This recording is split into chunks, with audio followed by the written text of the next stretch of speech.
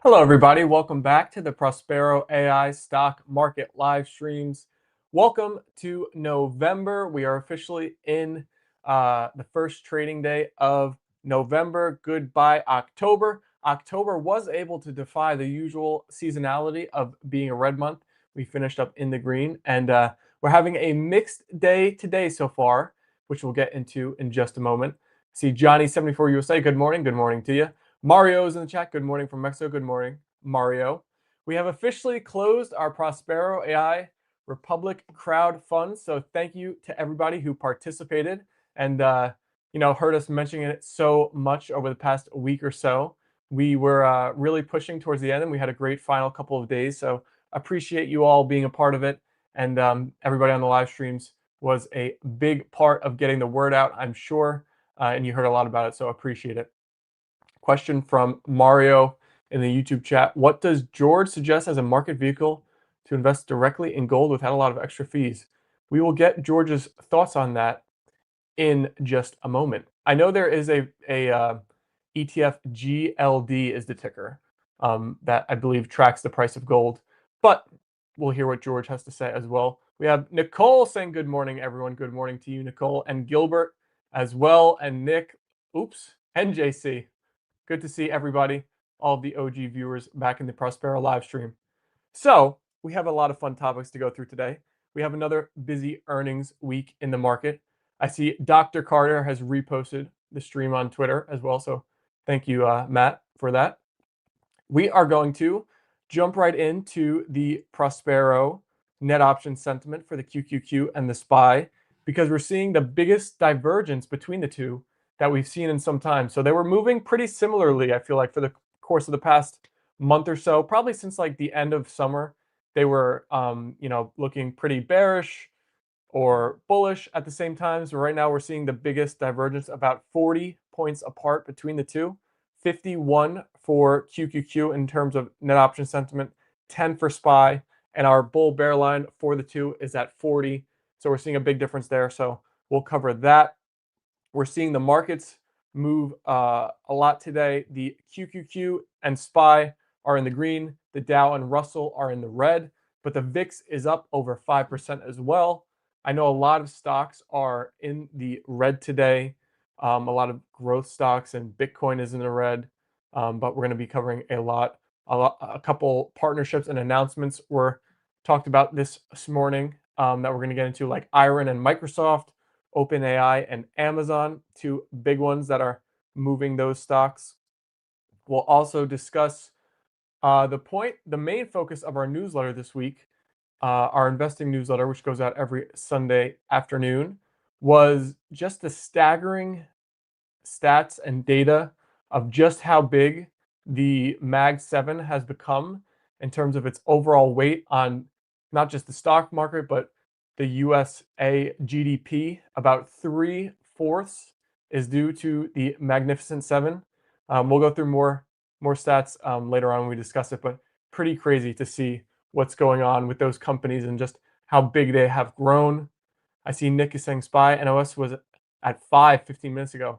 So a little bit up off those lowest levels, but still quite low. So it looks like people are maybe hedging their tech positions with the SPY.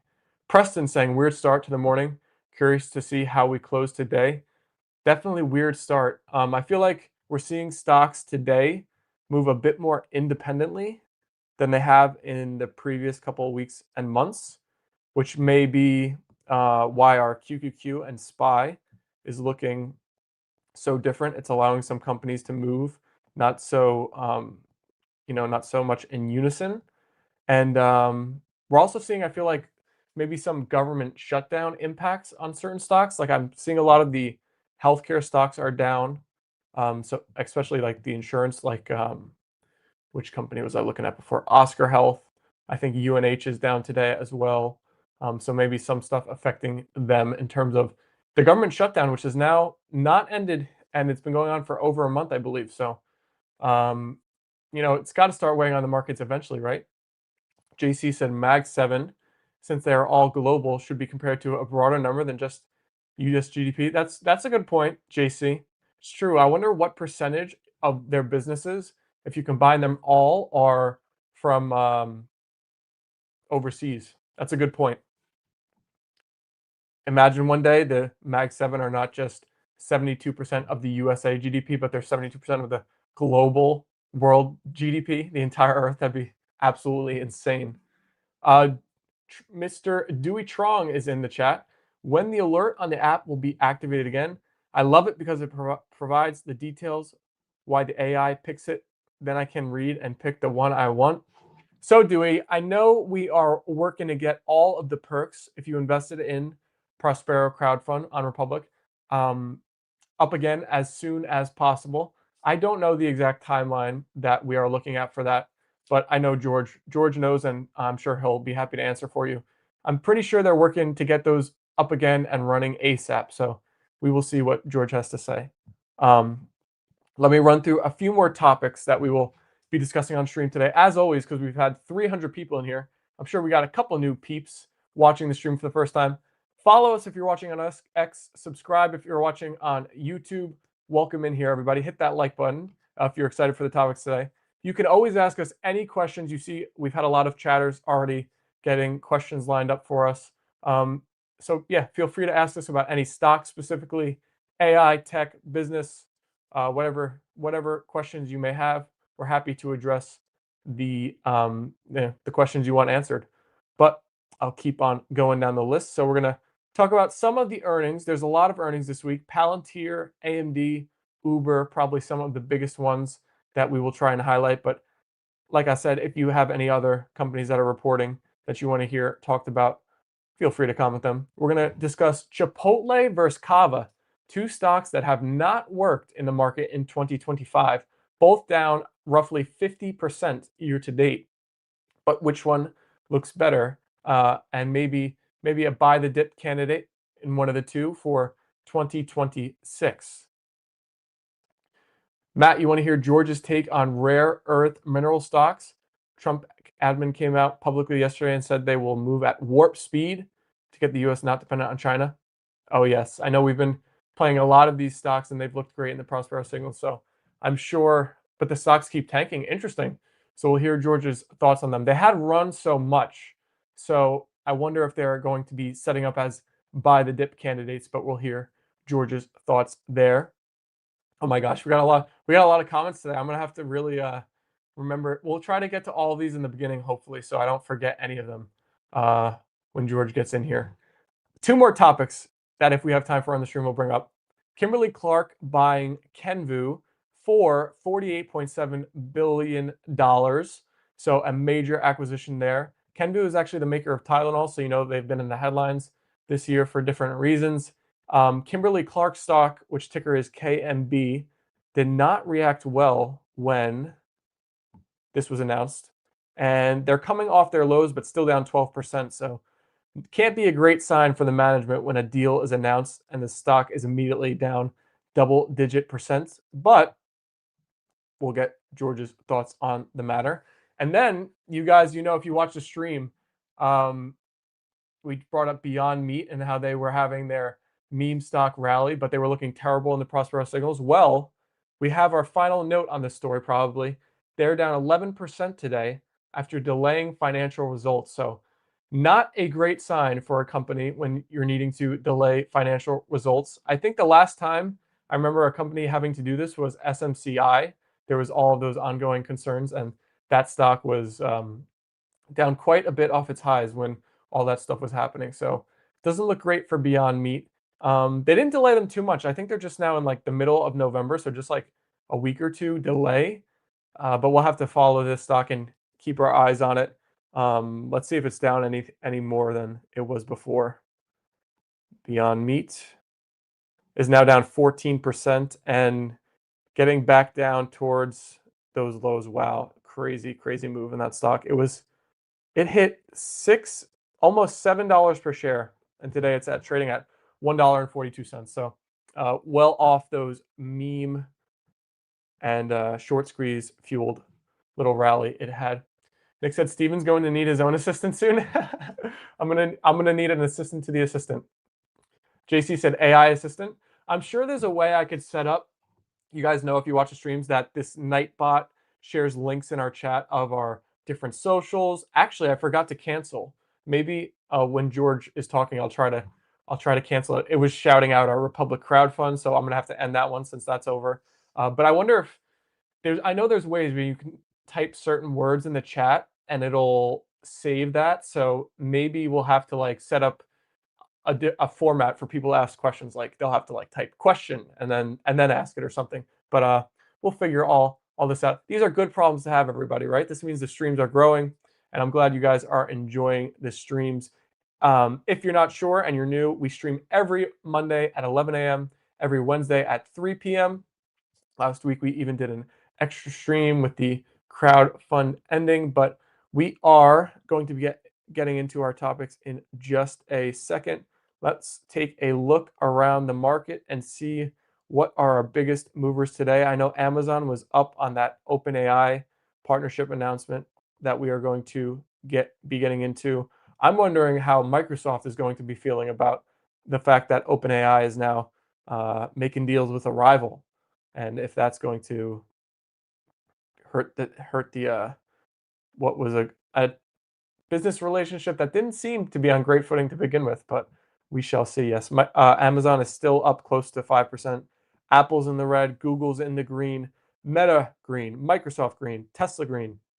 Tesla is now at $469 per share, getting very close to those all-time highs that hit in December of last year of around $480 per share. So getting back close to those levels.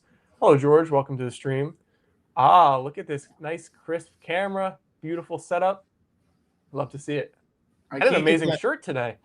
Yeah, I can't get the city place. I can't get the city view quite how I want it, but I like it. And yeah, thank you. The shirt steals the show anyway. I mean, I'm gonna steal a play out of Matt's playbook when he used to rock or join us on the streams. What kind of shirt is that? Who's the brand? I mean, that thing is popping. I love it. I think I've worn this before. Versace. Look at you. You get a nice over First half a real million stream in the dollar new place, right? over $500,000 in crowdfund, and we're rocking the Versace shirt. That's what you want to see of a CEO of a tech company, right? I own this before the crowdfund. Matt's in the chat saying new apartment, let's go. Preston saying so close to all-time highs for Tesla. We got a lot of questions already on the stream today, so we can roll right into some of these questions. Let me scroll back to the top so we don't miss anything. Okay, so Mario was in the chat asking about, do you have any suggestions as a market vehicle to invest directly in gold without a lot of extra fees? No, I feel like all those ETFs are going to have a lot of fees. So, I mean, I don't love gold generally. Right now, I think that, as like a small part of your portfolio, it's fine, but I'll look into like ETFs with lower fees. There's none that like come right to off the top of my head, but maybe we ask Perplexity.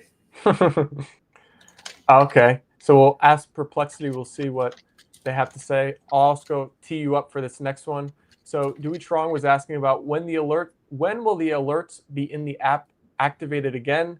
He loved it because of the details the AI picked, and then he could read them and choose which one he wanted. So when is the timeline for our Republic investors for the trade alerts? So I actually have to talk to them today. I don't know what like the closing ceremonies are for them exactly. I think there has to be obviously we can get people back in the product's fine, but I think there's some protocols we have to go with, closing the money, verifying the investor. So that's the red tape. It's not anything. Other than that. But if it's a long time, I might figure out how to let people in, especially people that might have put more money in the crowdfund. I can prioritize certain people asking certain questions. So it sounds like at worst case scenario, it would be like a week or two, or like probably at some point in November if Republic was taking a while. Yeah, I don't think it's going to be outside of November. Mm-hmm. Okay, there we go for you, Dewey. Happy to answer that. We have Matt asking about the rare earth mineral stocks. Trump admin came out publicly yesterday and said they will move at warp speed, but the stocks keep on tanking. So are they looking like buy the dips to you? Do you still have confidence in this area of the market? Yeah, I mean, I dumped one of them today. Obviously, I think people saw. Um, I don't know. It still seems like I was talking about this. It's one of those things that it seems like it's an opportunity for sure. Just because even if China's going to open up more, there's a new deal with India, all that stuff. We still we're still in a very protectionist government, and we're still going to need lots of these. So I think, but the other side is these stocks moved up on headlines, so it's logical that they move down on headlines. So even if I do have long-term faith in them, I still might see it as a better entry point, waiting a little longer. All right, so I think we are caught up in the questions, and I see a few tickers, but I believe these are when we get into some of the weekly earnings reports we're going to have, which there's a few mega ones that we're going to cover. I see a new question actually right at the top here from Raul. What about Meta? Do you think the stock can recover by January? I think Meta's a tough one right now. I think we're going to watch the signals. It's a bit touch and go. Just because, I mean, I was talking about this a lot last week. If there's one problem people have with Zuckerberg, they're a little worried on how he spends in R&D. Like the reaction to his CapEx spend was very different than I've seen it with other companies spending on AI. So I still think there's a sensitivity to all that money that he spent in the metaverse. So I'm watching very closely. I was going to watch today to see how it did. It is recovering a little bit today, but I'm not all that confident in looking all that far out. Like if net option sentiment stays where it is, if our metrics stay really solid on it, we'll keep holding. But we don't necessarily have a view that it's going to recover. We have a view that we want to see how institutions in the options markets form their opinion in the next few weeks, because there's a potentially big opportunity in what it is as a company, how much it earns, its user growth, all that stuff. I mean, it still is, outside of Nvidia, the best growth stock in the Mag 7. So there's lots of opportunity in it. We just have to see how the market reacts to their ongoing concern with Mark Zuckerberg and his CapEx spending.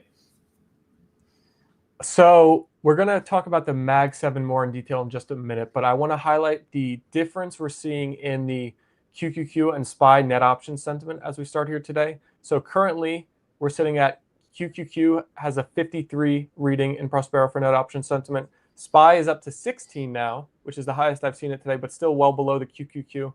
I feel like these signals have been pretty similar moving recently, and this is the biggest divergence we've seen in a bit. We've had all these Mag 7 reports now, except for Nvidia, I believe. So maybe is this confidence from investors? Well, all those reports were good enough where none of these stocks are going to go down. So now they have confidence in the QQQ. We're going to see a tech rally to end the year. Are you reading anything else with the divergence we're seeing in net option sentiment today? No, I mean, if you recall, we've seen a pretty good rally this year with QQQ net option sentiment in the 40s and SPY below 10, right? So there's a roadmap for that. And I think that roadmap is what we're seeing today. People basically wanting to keep their upside in tech, especially around earnings around tech. And I think we're going to talk around like the hyperscalers. I forget your word for it. But I think people want to keep exposure to that while also making sure their downside is covered with SPY. So I think that's like the dual impact market that we're seeing. And I do think if earnings haven't been so positive, if they weren't especially positive this quarter and have been, especially on some of the growth around the hyperscalers, I think we would be seeing a bit more of a correction in the market right now, especially with the shutdown. But I think people, we're already seeing it. We're already seeing what happened with Amazon last week. I think it's hard to ignore the earnings growth and the optimism in the AI market. I think that's gonna carry us. But we're still gonna see a cautious market too. Are you weighing the shutdown more in your decision making at this point with it ongoing? Like, is it one of those things where like the longer it goes on, the higher impact it's going to have, and like you, even though it hasn't impacted the market so far, it's just like a ticking time bomb? Like, how are you feeling about this? I think we're noticing some of these like healthcare companies, insurance companies being red today, probably due to the shutdown. So maybe this is the first like impacts we're seeing of it.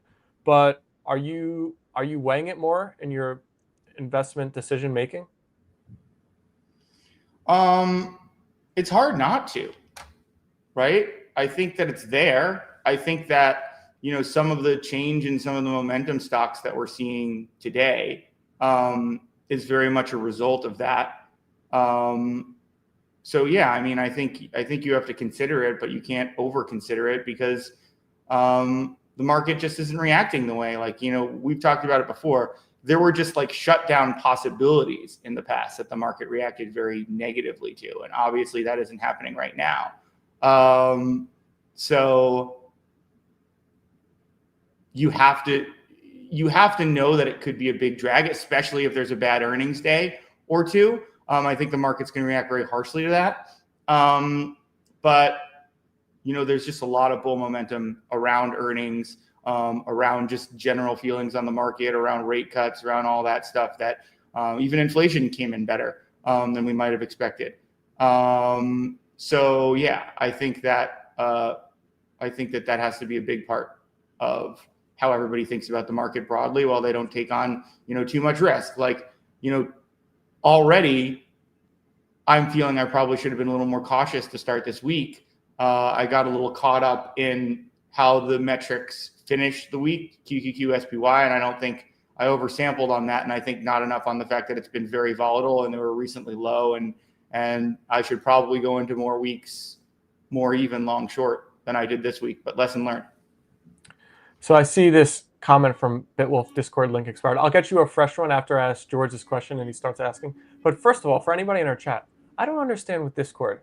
I grab a link, I set it to never expire, and it always expires. So if anybody has any like understanding of Discord and how the link works, because I feel like something's going wrong here with our Discord links. But I will get a fresh one for you so it They works. lie. But I do think it's worth checking on one thing. Did you look at the one? Oh, we have to replace. Like, I feel like the one on our website has been more reliable, but that's also expired. So we have to update that. Yeah, I think you're right. I think they do lie because it should work, but I'll get you a fresh one regardless. So I have a question for you. Oh, okay. So it looks like Nick is grabbing it for you as we speak. Thank you, Nick. Um, so this was, I feel like on the streams, I always try to be a little bit contrarian just to like get a fuller picture of whatever we're talking about. So like, just whatever you say, kind of go back and forth. And usually with AI having rallied and tech being so strong, that's taking like, well, looking at the risks for it. And this is the first time I feel like I've seen us in any of our newsletters kind of bring up and highlight the risks of the fact that the Magnificent Seven concentration in the market has just grown to probably heights we didn't think were possible. I mean, if you combine all the companies together, it's nearly a $22 trillion market cap, which is now 72% of the USA GDP. And our entire newsletter was kind of focused around how these stocks are being priced. Maybe the more they go up from here, the riskier the proposition gets with them just being such a large portion of the market and even the USA economy at this point. So just your latest thoughts on the Mag 7, how much they've grown, and is it a looming risk if any of these companies, obviously NVIDIA is the biggest now, has something happen to them where they drop 30, 40%, is it going to drag them all down with it? Yeah, I mean, right now, I think that was the most interesting thing to come out of our research, that if you remove NVIDIA's growth rate from the Mag 7, it's actually the rest of the Mag 6 are only an 11% growth rate year over year. When you compare that to 2008, which was 12% for the top 7 companies, and those top 7 companies had a ratio of revenue to market cap of 51%, whereas it's 11% now. So I think those were some very interesting numbers showing, how much value is being placed on, I'd say, especially NVIDIA and AI as a driver, right? Because if you look at the rest of the largest companies that continue to get very, overvalued as a percentage of the revenue that they generate, it seems to be, it does look more bubbly. Now, I think you also have to understand that valuations are just higher, and I think retail's role in the market is making valuations higher. But again, it's like we talk about, I don't think this changes the timeline for the market correcting, because there's so much government support and interest in the stock market. And, we even saw it a few weeks ago when the market took a one-day hit. It was only like 2.7%. Bassett came out to reassure the market.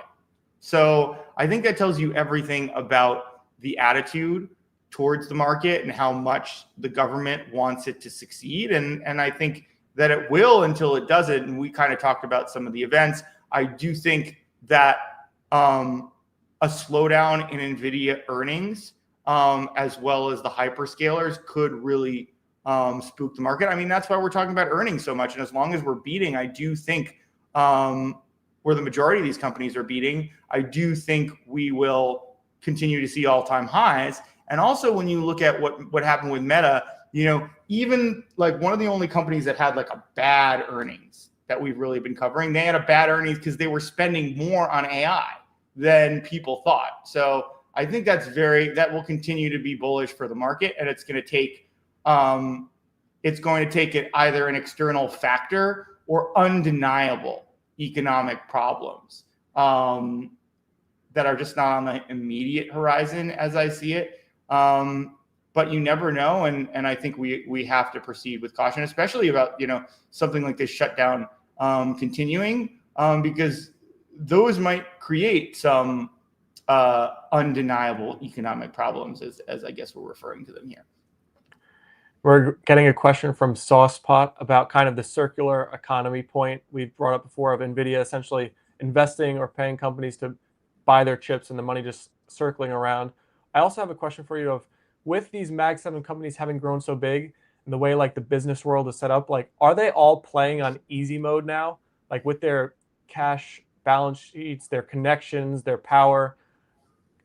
And I guess I'm asking this question and teeing up for like, in the future, do you think they'll continue to be increasingly more of the economy in the business world, if that's even possible? And like, if not, how would they not take up more? Like, would they need to be broken up? Would just like the tech need to innovate, like a new startup innovate and like take over? Like, how would you see it playing out for these companies? No, I think they're going to get bigger. I think we're going to see more concentration. What I'm hearing a surprising amount about in the last month, and tech people tend to oversample on tech, but I'm hearing a lot about robots and how close robots are, and whether it's self-driving cars or other robotics applications. I'm definitely hearing about that more. And if you think about the amount of compute that it's going to take to power, self-driving cars, this expansion of robotics, personal robotics, we're really just getting started. What that means for jobs is a very different thing, but what that means for the market and spend and things like NVIDIA chips, I do think, if you think about it, it makes sense that there's going to be more concentration, right? Because you're basically taking internal labor. You pay your workers, you maybe own the computers in your store, right? And all of a sudden you might be saving money, but you don't pay those workers. You're basically paying, robot workers that, don't cost much money on a day-to-day basis, but they costed money up front, and that's going out of your company. And then you're probably paying instead of paying salary to those workers, you're basically paying cloud compute to run those workers remotely or train them remotely and send them messages. And, NVIDIA is increasingly going to servers. So yeah, I mean, whether it's NVIDIA chips running on AWS, You're basically taking a lot of money that went to, people or was internally owned, like you internally own the computers that ran things or anything like that, and all of a sudden that's all owned by AWS and that's all owned by NVIDIA, and you're basically just like renting the assets in your own company. So that's a big shift, and it will increase the value of your company if you're saving money and profiting more, but you're also going to be increasing the value of these, chip makers, cloud computers. That's why, for a long time you've heard me say, like, we talk about a lot of different businesses in the short term, but if you want to just own a few businesses in the long term, just buy Google, Microsoft, and Amazon, right? Whatever happens, at least one of them is going to do so well that it's going to make up, even if the others go, if Microsoft and Google go out of business, Amazon is going to be like 40, you could lose 100% of what you invested there, but you'll probably go 20, 30, 40x on Amazon. The world is getting crazy, and it's getting crazy quickly with all this tech. But I see a question about Hood stock and how it's looking in the Prospero app at the moment. Want to take a peek? Let's look. 100 net option sentiment. Maybe I have to get out of some of my bad names that I have today and into that. Ooh, taking a bit of a beating today. Good thing I at least got out of UUU. Not good. Not a good start. Not a good start to the week. But let's check out Hood. We might want to switch out. Yeah, Hood is doing better. I'll definitely take a look at some momentum score stuff and maybe switch out some of the longs. Well, another stock that has been looking good in our signals, and we were covering it with a big news story today, is Iron. They announced a $9.7 billion AI cloud deal with Microsoft. And the term you were alluding to before, which I saw for the first time in regards to this story, was this neo cloud sector is forming. And it's all of the Bitcoin mining stocks, the Irons, CLSKs, Ciphers, all of those. And then the new like NBIS, CoreWeave, all of these forming the neo cloud sector, which I don't know. I guess if there's any place in the market you'd want to be this year, that one probably has been it. These stocks are making incredible moves. Now, I did see somebody break down the total earnings that Iron will probably receive out of this $10 billion or nearly $10 billion deal. And it was somewhere in the range of like $100 million to $280 million from the whole entire thing. And the stock has obviously already run so much. So with it popping over 20% this morning, how are you feeling about these companies now, the neo cloud sector, and just how much these stocks move based on these headlines? Yeah, I mean, it's one of those things.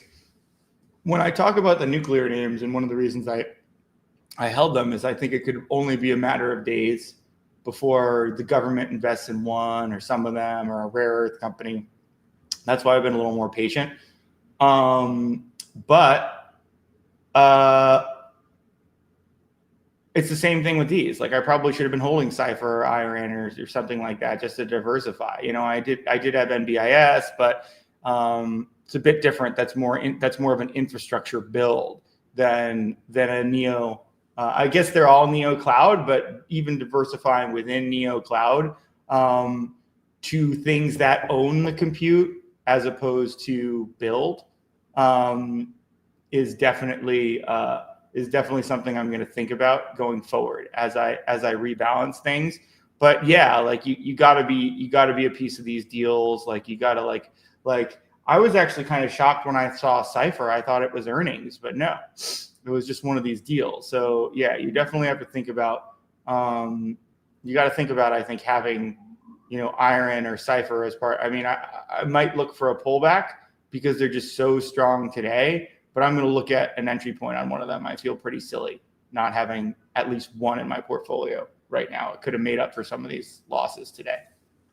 Now, someone brought up an interesting point when I was reading about it on Twitter about how, all these companies that are popping in terms of like this AI infrastructure spending, they were saying that they're not really that great of businesses, and that's why, you know, the Microsofts, the Amazons, they're not like doing these businesses themselves. That's why they're okay with paying somebody else to do it, because they're like low margin businesses. Do you put any credence to that? Do you think that makes sense? Like the fact that all of these mega cap tech companies are just fine with paying somebody else to do this, because if the business was that great, they would probably look to do it themselves. Do you think that makes sense at all, or no? Um,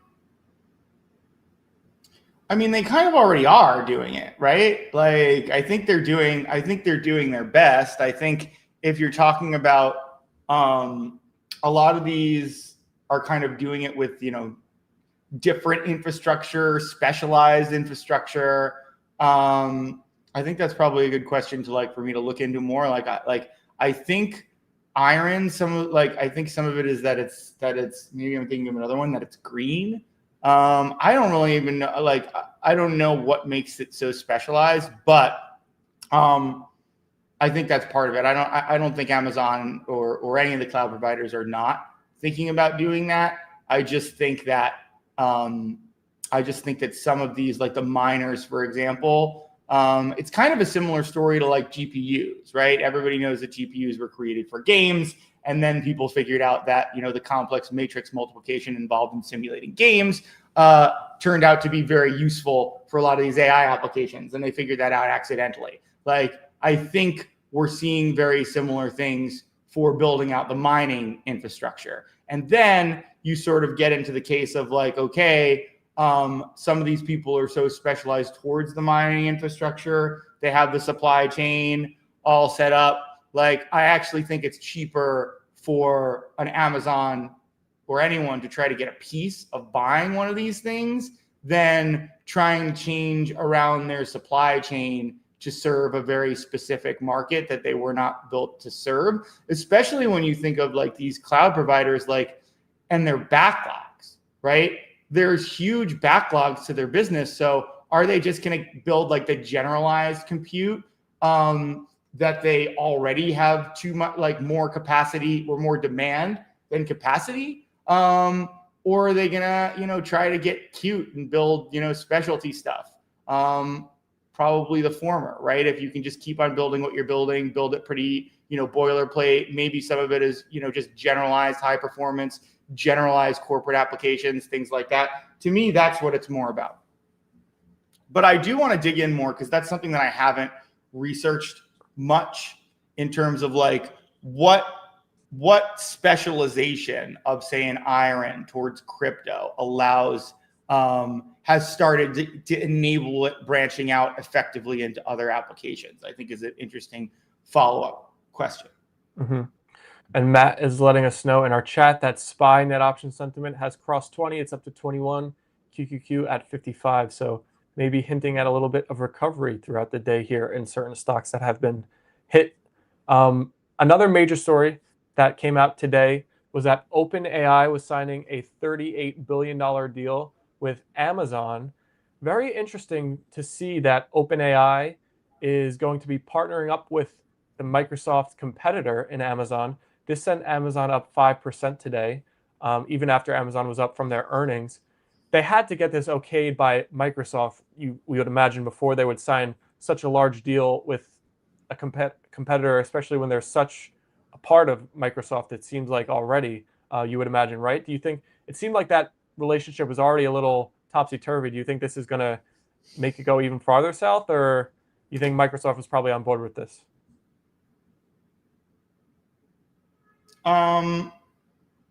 Yeah, I don't think Microsoft.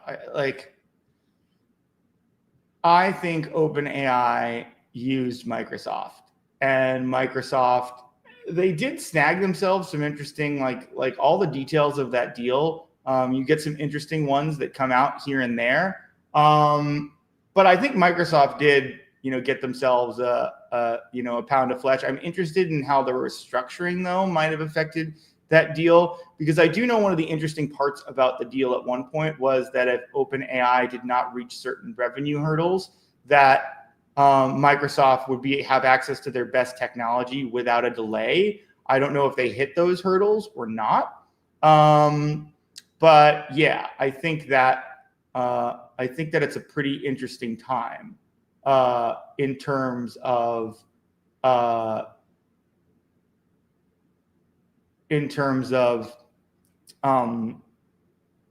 that relationship. And it certainly does not say anything good about the relationship with OpenAI and Microsoft, that OpenAI is doing business with Amazon. It certainly seems like that's a shot at them. But OpenAI also does business with Google, and it's quite possible OpenAI is just being smart about it and could justify it that way and just say, like, look, we're trying to get good pricing. We're doing business with everybody to ensure that we do get the best pricing. But yeah, I don't think that I don't think the relationship with Microsoft is good, and I don't think we're ever going to get any real answers about that or the profitability. I mean, what everybody would love to know is how much money Microsoft has sunk in at this point, and how and if and when they're going to get that back, and what the agreement is. But we're never going to find that out. I mean, we might find it out when they go public, but it's possible as part of the move for OpenAI to become a for-profit company, some of that deal is going to be hidden in the nonprofit. I don't think it's likely that we ever really find out what's in that deal, because I don't think it's going to look good for Microsoft, and I think they're probably in control of what gets out. Well, the headline of what you said of like you think OpenAI used Microsoft, that's like 4D chess from Sam Altman. Then I mean, being able to scale and use such an amazing company in Microsoft to begin with. But I want to also mention on this stream, because I think for people who are watching they'd be interested in seeing this clip. Satya Nadella, Sam Altman, and Brad Gerstner, who we've brought up on the stream before, he's like a VC. We're all chatting on a podcast, and the Brad Gerstner guy asked Sam Altman, like, you're doing $17 billion in revenue.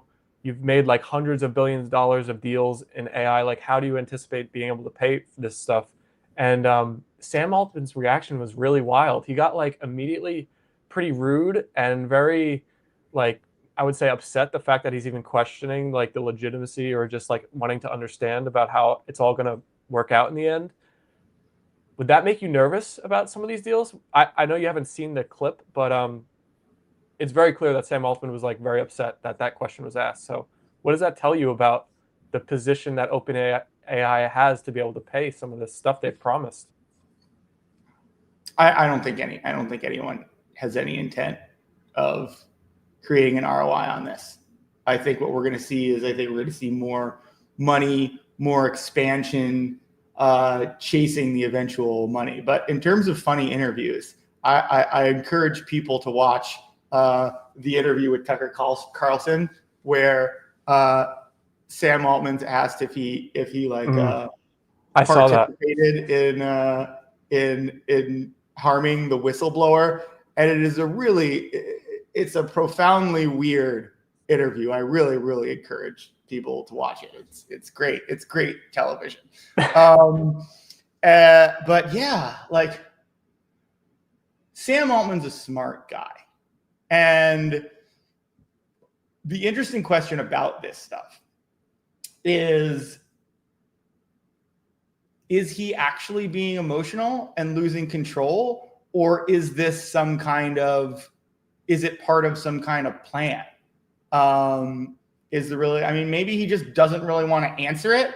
And instead of talking about the answer, people are talking about the reaction, and maybe it's a way to just shift the conversation. Could be an interesting psychological tactic. I mean, we're still going to talk about the answer, but there's not really much to it other than to be able to say, I don't think he knows.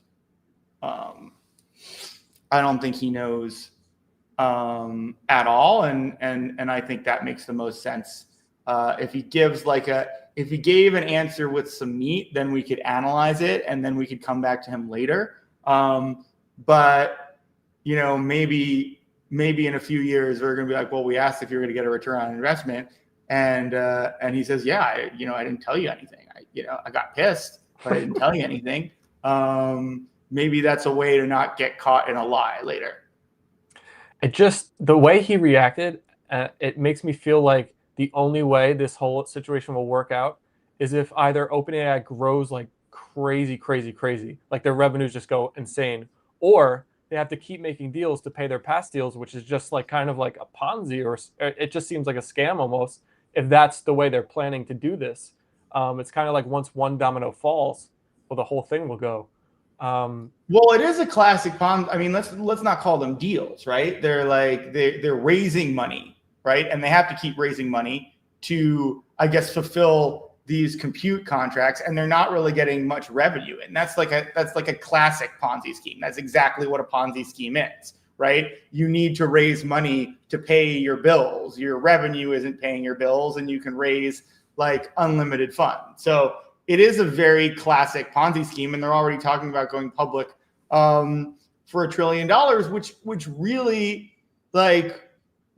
drives at an interesting question, which is like, are businesses closer to Ponzi schemes these days? Are the high like look at Tesla? Like, I'm sorry, like it's trading on right now. And by the way, I'm not saying that it shouldn't trade on this right now, but it's trading on the fact that it's going to have robots and self-driving cars, right? It's actually the low. It went from one of the highest sales growth companies, like it was Nvidia, Tesla, and the rest. Now it is the lowest sales growth company in the Mag 7. And it's trading at this huge earnings multiple relative to everybody else. So it is a fair question to say, like, is that also not a version of a Ponzi scheme, right? It's raising a bunch of money. It's trading on a lot of hype, right? We don't know. We don't know how much revenue it's going to get for that or when it's coming. We just know that, Elon Musk says it's going to be massive and they're going to control the market, everything like that. But yeah, I mean, I don't think Tesla's a Ponzi scheme, but is it a Ponzi scheme relative to what businesses of its size used to be in terms of the multiples that they trade at, how mature their businesses were, relative to how they were perceived? Yeah, like we're going closer to that. We're moving towards businesses looking more like what a Ponzi scheme was than actual businesses. Well, I think it's a very interesting discussion. I'm happy we brought it up because everything is so bullish right now, and the tech world and AI is just on such a high. It feels good to like bring up some of the risks and possibly what's going on underneath the surface right now. I do want to get into a lot of the stocks that are reporting this week. Obviously, we got to highlight Palantir, which crossed $200 per share and is reporting today after the bell. I don't know. It seems like one of those things where how could Alex Karp not save the day in something that he says no matter what the earnings are? But how do you feel about them with their earnings? I feel like, let me look at them right now, but oh wow, interesting. Something's going on. When is their earnings? Today, actually, after the bell. I might have to play this earnings. Net option sentiment closed on Friday at 49, and it opened at 82 today. Upside opened at 65 and is now at 84. This is interesting. I got to think about this. I got to think about really like changing my portfolio a lot today, but I don't know. I don't want to overreact. Well, we have a few more. That's interesting. I wonder if they'll be on like the momentum movers list when we take a peek later. Oh, we got a question. Nick, he was talking about Palantir was the first stock we were looking at for earnings. Another one this week is AMD, which has, as we've covered, outperformed NVIDIA this year, actually. With such great performance so far, is that setting up for a high bar at earnings, and how are you feeling about them going into it? App? We actually did get app before. I was talking about AMD, but we could do both. Yeah, but I saw Nick's thing earlier, so I was like, oh, I know we owe him some app. AMD should be good. Is that today too? Jesus. No, AMD is tomorrow. I wonder if we should just play all these earnings. I'm kind of thinking about it. Like if they're beating at 87%, like I kind of want to get that updated number. Maybe we should just be like in everything.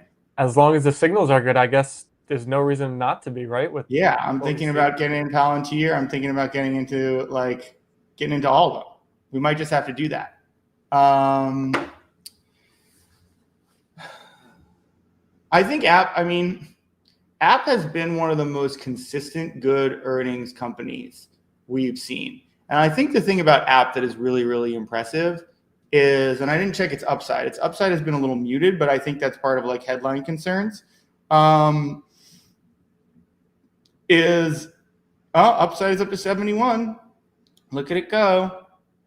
It was at 67. Like, there you go. I like it better in the 70s. The thing that's so I think it's return on ad spend. I didn't know this term until I was researching earnings this time. It's ROAS. I don't know if that's how you say it. Maybe you just say ROIS is 40% higher than Meta. And I like what I know about Meta is that it's one of the best ROAS companies. ROAS sounds better. We're gonna just say ROAS. So that's a very interesting thing that I didn't know about AppLovin. And when we look at the history, AppLovin's obviously like one of our best historical case studies. And when you look at it, it gets a little pop before every earnings. Net option sentiment goes up a little higher. Like obviously, I'd like to see it closer to 100 for a company like App. But yeah, I think that I'm kind of warming, especially with this hit that we took today. I'm kind of warming to the idea that we're just play all the earnings. I'm going to think more about it today, but might have to do that. Well, we did get asked about two others that we owe from very in the beginning of the stream. LEU and IonQ are also reporting this week. So those are a little bit different than some of the ones we've covered so far. They're a little bit more growth-esque companies. So how are you feeling about those ones as well? When do they report? They didn't mention in the chat. I looked up LEU. I think it's November 5th, which would be Wednesday. Let me look up IonQ as well. IonQ looks terrible. I don't really like the quantum stocks for earnings. Like, it's like, what are they going to say? It's like we're only 4 years away from earning anything as opposed to 5. Like, both are Wednesday, by the way. I want a Perplexity LEU because I am inclined to play that along with everything else this week. I think we're gonna go for it. I got a Perplexity all of these names, and I'm definitely gonna write a newsletter about it because I think it's gonna be super interesting. But I think we're just going. I think we're just going for all of these. We're not gonna do any shorts, and we're just gonna go. Oh no, we don't play AMD earnings. I forgot. The game theory last time said you don't play AMD.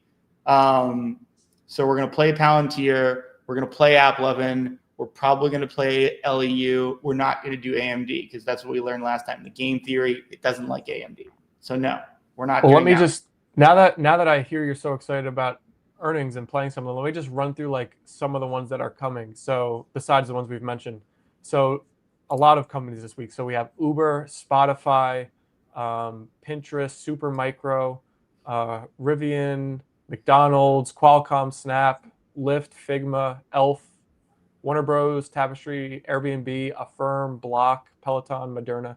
So only a few of those are interesting to me, and I think they were the ones at the beginning. SMCI is one I want to check out. Mm-hmm. Oh, Hood's this week too. So you're interested more so kind of just like with what our QQQ things the signals like. Yeah, I don't want to just take flyers. But definitely yeah. Yeah, it's a big earnings week. We got the Mag 7 out of the way, but there's a lot still happening. So we'll see how these companies move. It seems like these like mid cap companies have been reacting like more bullish and bearish, like in either direction when they report. I've noticed a few companies have gone down like 20, 30. There was actually Pfizer was down like 40% on their earnings like a week or so ago. Some companies have reacted very well. So it seems like these are more, they can just have the ability to move so much more being smaller. So we shall see this week. There could be some fireworks after the bell on some of these days.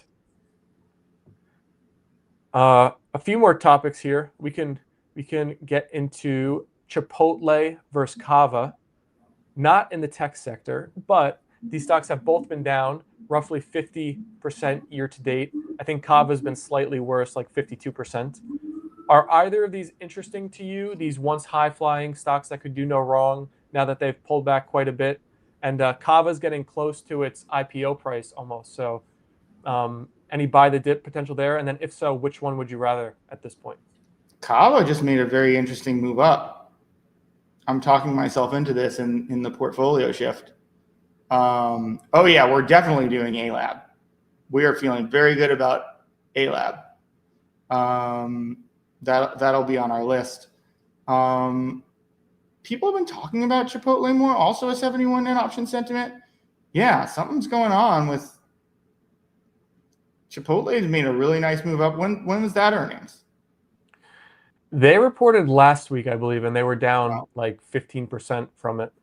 Yeah, they've gone up since. That's very interesting. Yeah. So I both got of my them, it sounds like Kava and Chipotle. yeah.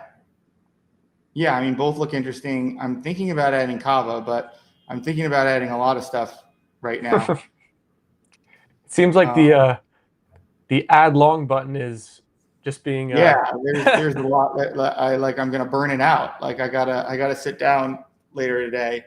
None are reporting today. Palantir. Well, I'm definitely gonna add I think I'm almost definitely gonna add Palantir. Yeah. Well, I have one more topic to bring up before we do our transition. We've had close to 2,500 people in the stream today, so appreciate all of Wait, you for Nick, joining when's us. good earnings? Sorry. We had actually a great. Everybody was commenting so much, which is awesome to see. So I appreciate all of our people participating in the chat. Robinhood earnings November are 5th.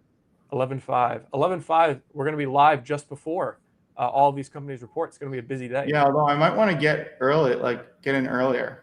I don't know. Yes, Nick said Wednesday. But just for everybody that's watching, if you have any last moment questions for us, get them in the chat now. We'll be happy to answer them before we do our switch over. I want to bring up Beyond Meat being down 14% when we looked at it last. So this stock was making the rounds in social media. It's now down 17% today. It was going through a short squeeze, a meme rally. Some people thought the business had a lot of potential because I think they signed a new deal with, I forget who it was, Walmart, I believe. But our signals were showing that there was really nothing there besides the short squeeze. Well, today they announced that they are delaying their financial results, leading to the stock going down. So I think a final bow on the Beyond Meat story. And I don't know, George, do you think there's a possible bankruptcy here anytime soon? I mean, yeah, I think there's